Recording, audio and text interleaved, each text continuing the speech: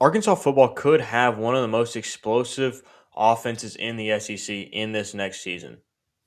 Yeah, man, they've made great portal additions on top of the talent that they were able to retain. And we'll go through and name each position group and the players that Yeah. we feel like that transferred in that will be impact players, and then obviously the retainees who are going to help. And I think that from the offense that we had this year, one of the most impressive position groups had to be the offensive line. So you were No question. hoping they were able to go out and get some pieces and some depth to be able to have a similar situation in that position group. So we'll start off, man.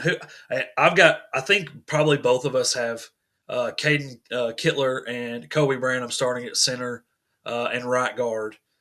Two huge returnees. Yeah, no question. Of the two returnees, you would like to see a Marion Harris return at the right tackle, but he obviously went to Oklahoma. But I like Kittler and Branham there at center and right guard. But your right tackle, Terrence Robertson from Washita Baptist, was one of the biggest offense tackles that we got in the portal as he had offers from basically high majority of SEC schools. So that will definitely help. Left guard's kind of a toss up here. You got Malachi Breland from Memphis, and you have Davion Witherspoon from Ohio, who's All MAC first team with great grades this past season. So that'll be a toss up. But I think Witherspoon will get it with Breland, even though he came over from Memphis. I think Witherspoon will get the job. Yeah, man, and here's some things that I think that I agree with you. I got Breland and Weatherspoon probably battling out for that spot. But how many of those guys are we going to see change positions? Yeah, Maybe from guard to tackle or what have you. But Weatherspoon is 6 foot tall. He's a guard. yeah, It's no just question. he's not a tackle. Breland could be a tackle. He's got the length for it. Um, so those are two guys that I think you really got to pay attention to, and they're both going to have an opportunity to start. Moving to left tackle, Bryant Williams from Louisiana. I think he's a lock at left tackle. No, Um, no question. He was a great addition as well as Robertson for the tackle positions. But now the Razorbacks this upcoming season have a lot more depth than we did this past season at offensive line, and you will see that as we go to the defensive in the next episode.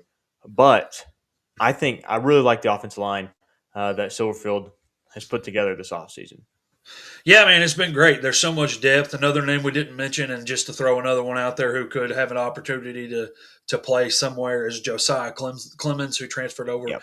from Memphis. I do like that they got Malachi Breland and Josiah Clemens to Yeah. come over because it's going to help. Uh, they're going to have coaches, but they're also going to have players who are going to be able to help coach the blocking scheme, and I think that's going to help a lot as they try to learn this new offense. But I am very tickled with the offensive line. Hey, guys, if you could, hey, give us a quick like and subscribe and comment down below to really help us continue to grow this channel. Man, moving into the skill positions at tight end. Who do you got at tight end? Yeah, obviously we're going tight end, wide receiver, running back, and then finish it off with quarterback because that could be a debate at the end of the season. But tight end, I got Jaden Platt, great retainee for Silverfield, and obviously the tight end coach Morgan Turner stayed. He was the only coach that stayed from the staff last season, so you figured Platt would come back, but that's a great retention piece and a lot of depth pieces there with Matt Adcock from Memphis. So I like the tight end. I like Jaden Platt this season. Rohan Jones was great, but it was kind of a great 1A, 1B situation for the Razorbacks. Absolutely, and I think uh, Bobby Petrino's offense probably utilizes the tight end a little more differently than Yeah, the offense that you're about to see. Jaden Platt he's probably still going to catch some passes, but he is going to be very involved in the run game. Um, he's a but great blocker for sure. yeah, dude, and that's the thing is you want somebody who can do a little bit of both because if you have a tight end who can block, it makes it easier for him to run routes within the scheme because he can engage on his block, rip rip off the block and run his route, and No dude, question. it helps him to get open. Moving to wide receiver one, dude, I really feel like that we had a lot of talent transfer in. at wide receiver. Chris Marshall and Donovan Faupel, both Yeah. very talented wide receivers. I really feel like both could be in the top three, but the problem is that Arkansas retained some talent as well. I do have Chris Marshall at wide receiver one, Jalen Brown at wide receiver two, and C.J. Brown at wide receiver three. And then Ismail Cece, we have to remember he got injured, but was set to be the wide receiver two last year before Yep. his injury. So he could also work his way into that rotation. No question. I like the wide receiver room. Granted, we ended up getting 3 or 4 players, but with the wide receivers that we have, it was definitely great additions. Chris Marshall, I really like him. If he can stay out of trouble, keep his head on his shoulders, he was a 5-star coming out of high school, so he could be that guy that was better than Omega Blake this season. And both of the Brown boys coming back, Jalen and CJ, that's great additions for the Razorbacks. Again, you got Crutchfield, CC, like you were talking about, and a boy from Memphis. So I think the wide receivers will be very exceptional this next season. We Antonio lost Jordan, too. Antonio Jordan. That was the other name with Courtney Crutchfield. Yeah, Antonio Jordan. I really like him when he gets his feet. He was a little injured this year, but no, I like the wide receiver room.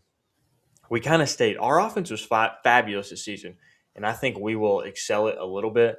So that will definitely help. Let's move on to running backs here.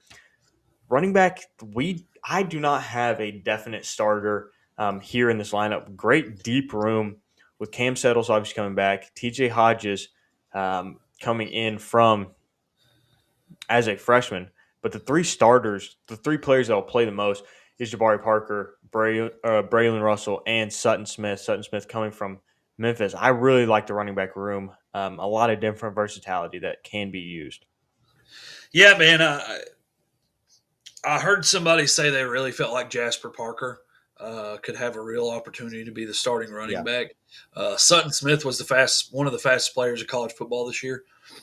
So he's definitely going to have an opportunity to play. And then obviously Braylon Russell, like you said, I think we've got a 3-headed monster at running back. No question. It could be any one of the 3.